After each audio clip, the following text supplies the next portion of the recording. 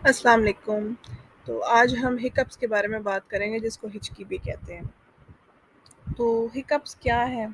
Hiccups I am sure सबको ही पता है हिचकी क्या होती है। हम सबको लाइफ में किसी न किसी पॉइंट के ऊपर हिचकियाँ ज़रूर लगती हैं। तो ये एक तस्वीर है ह्यूमन बॉडी की। अगर आप थोड़ा-सा गौर करें, तो ये रेड ऑरेंज सी जो शीट सी है जो फ़ोल्ड हुई हुई है, हमारे फेफड़ों के नीचे ये एक मसल होती है शीट के शेप की, इसको डायफ्राम कहते हैं, ठीक है? इस मसल की जो प्लेसमेंट है वो यहाँ पे है और इसके नीचे हमारा स्टमक, हमारे लिवर, गॉल ब्लैडर वगैरह वगैरह जो पेट का समझो सारे जो ऑर्गन्स हैं वो चेस्ट के ऑर्गन से सेपरेट करता है डायफ्राम, ठीक है? डायफ्राम हमारी ब्रीदिंग में भी हमें हेल्प करता है और इसका एक बहुत इम्पोर्टेंट रोल है चीज़ों को सेपरेट रखने में और ब्रीदिंग करने में, ठीक है? तो समटाइम्स जब हिचकी होती है तो ये जो डायफ्राम है ना, ये जो मसल है, ये इसका स्पैज़म हो जाता है, ठीक है? ये बगैर हमारे कोशिश किए एक ज़ोर से स्पैज़म करती है, खिंच पड़ती है इसको और उसकी वजह से हिक वाली आवाज़ आती है। तो डायाफ्राम जो है इसमें ब्रीदिंग में भी रोल है, ऑर्गन्स को सेपरेट करता है, उसके अंदर कुछ ऐसी कैरेक्टरिस्टिक्स हैं जिससे वो ऑक्सीजन, कार्बन डाइऑक्साइड वगैरह को सेंस भी करता है क्योंकि इसका रोल है ब्रीदिंग में। और इसका जब शॉर्ट सर्किट कह सकते हैं हम, अगर आप समझना चाहें, तो इसका स्पैज़म होता है और ये हिचकी प्रोड्यूस होती है। अब हिचकियों की ड्यूरेशन क्या होती है? जिन लोगों वैसे बाय द वे कभी-कभार ओकेजनल हिचकी आना और बात है। इस वीडियो में मैं ज़्यादातर जो डिस्कशन कर रही हूँ वो वाली हिचकियाँ हैं जो काफ़ी देर चलती हैं, ठीक है?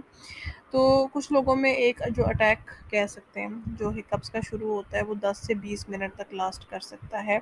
इससे भी ज़्यादा बाउट्स जो हैं वो रिपोर्टेड हैं और बहुत ज़्यादा आपके हिकअप शुरू ही हो गए हैं, रुक ही नहीं रहे, आपने बड़ा कुछ कर लिया है, तो वो कोई मसला जो है ना, हमारे अंडरलाइंग कोई इशू उसकी अलामत हो सकती है और उसको इन्वेस्टिगेट करना चाहिए। तो इसकी कॉजेज़ बहुत सारे हमने आइडेंटिफ़ाई किए हैं। तो पहले तो ये है कि डायफ्राम जो है वो समटाइम्स इरिटेट हो जाता है अगर हमारा स्टमक बहुत ज़्यादा ओवरफिल हो जाए। आपने नोट किया होगा कि जब आप बहुत ज़्यादा खाना या पीना करते हैं, वो भी तेज़-तेज़ खाते-पीते हैं, तो हिचकियाँ शुरू हो जाती हैं। उसके अलावा गर्म फ्लूइड्स लेने से भी कुछ लोगों को हिचकियाँ शुरू हो जाती हैं। फिर कुछ ऐसे ट्रिगर होते हैं, अगेन जिस तरह कि हमने कहा है कि ब्रीदिंग में रोल होता है डायफ्राम का, तो जब हम एक्सेसिवली बातें करते हैं, एक्सेसिवली हँसते हैं, तेज़ खाते हैं या समटाइम्स स्ट्रेस की वजह से जब लोग ज़ोर-ज़ोर से साँस लेना शुरू हो जाते हैं, इन सारे ट्रिगर्स की वजह से भी कुछ लोगों में देखा गया है कि हिकअप्स शुरू हो जाते हैं, हिचकियाँ शुरू हो जाती हैं। फिर सडन टेम्परेचर चेंजेस की वजह से भी कुछ लोगों को ऐसे होता है, जो लोग अल्कोहल लेते हैं, शराब पीते हैं, उनमें भी हिकअप्स शुरू हो जाते हैं।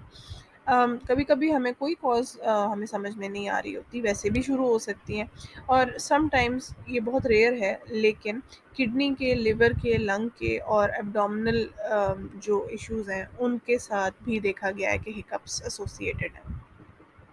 अब हम घर में क्या कर सकते हैं? सबसे पहले तो काम डाउन, ठीक है? रिलैक्स हो जाओ, टेंशन नहीं लेनी, ठीक है? It's just hiccups. तो ये एक तस्वीर मैंने शो की है आपको, ये पानी पी रही है लड़की। ये एक अंदाज़ है पानी पीने का, जिसमें आप ये करते हैं कि पानी के ग्लास को भर के आपके जो मुँह की तरफ साइड है, वहाँ से नहीं पीना, बल्कि अगली जो दूर वाली साइड है, वहाँ से आपने पानी पीना शुरू करना है। ये शायद आपको सुन के इसकी सेंस समझ ना आ रही हो, लेकिन ये काफ़ी लोगों में देखा गया है कि इस तरह से स्लो पानी की सिप लेना अगर हम करें और ये वाला पोज़ आपका बने ये करते हुए, तो हिकअप्स काफ़ी लोगों के रुक जाते हैं। Sometimes if you breathe into a bag, paper bag, तो उसमें भी आप स्लो ब्रीदिंग करें, तो देखा गया है कि कार्बन डाइऑक्साइड जब बिल्डअप हो जाती है तो वो समहाउ बैलेंस कर देती है जो भी एरर था और इससे भी हिकअप्स रिलीव हो जाते हैं। प्लास्टिक बैग ना लें, प्लास्टिक बैग का मैं मशवरा नहीं दूँगी, उसका एक हैज़र्ड होता है, चोकिंग हैज़र्ड होता है उसका। तो लेकिन पेपर बैग इस्तेमाल करें इस काम के लिए। कुछ लोगों में देखा गया है कि जब वो स्लो पानी पीते हैं या आइस को या बर्फ़ को सक करते हैं, तो उनमें भी हिकअप्स रिलीव हो जाते हैं। कुछ लोग जानबूझ के वॉमिटिंग करते हैं समटाइम्स, उससे भी देखा गया है कि कुछ लोगों का ये मसला ठीक हो जाता है। खुद से ना मतलब टंग की बैक को टच करके अपने आप को उल्टी खुद करवाना, ठीक है? इससे भी ये होता है समहाउ डायफ्राम की जो भी इश्यू है वो रीसेट हो जाता है। तो इन सारी चीज़ों का बेसिकली बैकग्राउंड थ्योरी ये है कि आपने उसको रीसेट करना है, आपने स्लो ब्रीदिंग करनी है और जो भी ट्रिगर है उसको अनडू करना है बाय बीइंग स्लो, ठीक है? तो हिकअप्स जो होते हैं आप समटाइम्स ऑन पर्पस जानबूझ के भी हिचकियाँ जब आ रही हों तो आप एक हिचकी जानबूझ के खुद भी ले लें, तो वो भी कभी-कभी डायफ्राम को ट्रिक कर देता है और आपके स्पैज़म रुक जाते हैं। डॉक्टर के पास कब जाना चाहिए? वैसे तो एक आध हिचकी आ जाए तो फिर तो आपको बिल्कुल नहीं जाना चाहिए डॉक्टर के पास, लेकिन अगर आप देख रहे हैं कि काफ़ी देर हो गई है और हिकअप्स नहीं ठीक हो रहे और आपने ये सारा कुछ कर लिया जो अभी मैंने बताया था, तो आप जा सकते हैं और ख़ास तौर पे ये कि अगर 1 दिन से ज़्यादा हो गया आपको और आपको हिचकियाँ नहीं रुक रही। अब डॉक्टर क्या करेगा? डॉक्टर आपकी हिस्ट्री लेगा अच्छी-सी और आपका जनरल एग्ज़ामिनेशन करेगा, आपके न्यूरोलॉजिकल एग्ज़ाम करेगा आपको।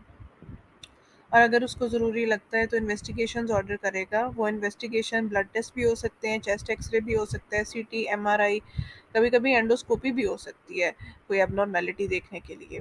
लेकिन ये रेयर है, ठीक है? केस टू केस वेरी करता है। वजह किसी की क्या है हिकअप्स की, उस हिसाब से मैनेजमेंट होती है।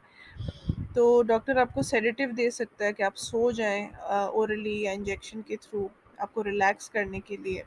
समटाइम्स 5% कार्बन डाइऑक्साइड भी आपको दे सकते हैं इन्हेल करने के लिए। कुछ ड्रग्स हैं बैक्लोफेन, क्लोरप्रोमाज़ीन, मेटाक्लोप्रामाइड, ये भी देखा गया है कि हेल्प करते हैं कुछ लोगों में। लेकिन अगेन ये सब कुछ मैं आपको जनरल नॉलेज के लिए बता रही हूँ, आपने डॉक्टर के मशवरे के बगैर कोई चीज़ नहीं करनी, कोई चीज़ नहीं लेनी, ठीक है? अगर आपको ट्रीटमेंट के बावजूद फ़र्क नहीं पड़ रहा, तो शायद डॉक्टर एप्रोप्रिएट समझे कि आपको आपकी एक नर्व है, फ्रीनेक नर्व जो डायफ्राम को सप्लाई करती है, उसके अंदर एक इंजेक्शन दे के वक़्ती तौर पे इसको ब्लॉक कर दें। उसके अलावा कुछ एक बैटरी ऑपरेटेड डिवाइस होती है जो कि सर्जरी के ज़रिए इम्प्लांट होती है, वो भी आपके नर्व्स को इस तरह से छेड़ता है, इस तरह से स्टिमुलेट करता है कि आपके डायफ्राम की मूवमेंट को कंट्रोल कर सके और हिकअप्स रुक जाएँ। ये मुझे एक बड़ा इंटरेस्टिंग लगा था फैक्ट जो मैं इंटरनेट पे जब मैं पढ़ रही थी इसके बारे में। तो एक तो मुझे इंटरेस्टिंग लगा था कि बेबीज़ जो हैं पैदा होने से पहले माँ के पेट में जब होते हैं तो तब भी उनको हिचकी आ सकती है। Did you know that? उसके अलावा ये एक रिकॉर्ड है, ये चार्ल्स ऑसबर्न के नाम से एक आदमी है जिसको 68 इयर्स हिकअप्स रहे हैं। Can you believe it? तो ख़ैर बड़े क्रेज़ी किस्म के फैक्ट्स होते हैं। तो ख़ैर एनीवे अगर आपको ये वीडियो अच्छी लगी, आपने कुछ सीखा या आप उसको किसी और के साथ शेयर करना चाहते हैं, तो please like, comment and share this video, subscribe to my channel, follow me on Instagram and Facebook. मैंने इंस्टाग्राम और फेसबुक के ऊपर हिकअप्स के मुतालिक एक बड़ी अच्छी पोस्ट भी लिखी है, चेक दैट आउट एंड इंशाल्लाह I will be back with another video. अल्लाह हाफ़िज़।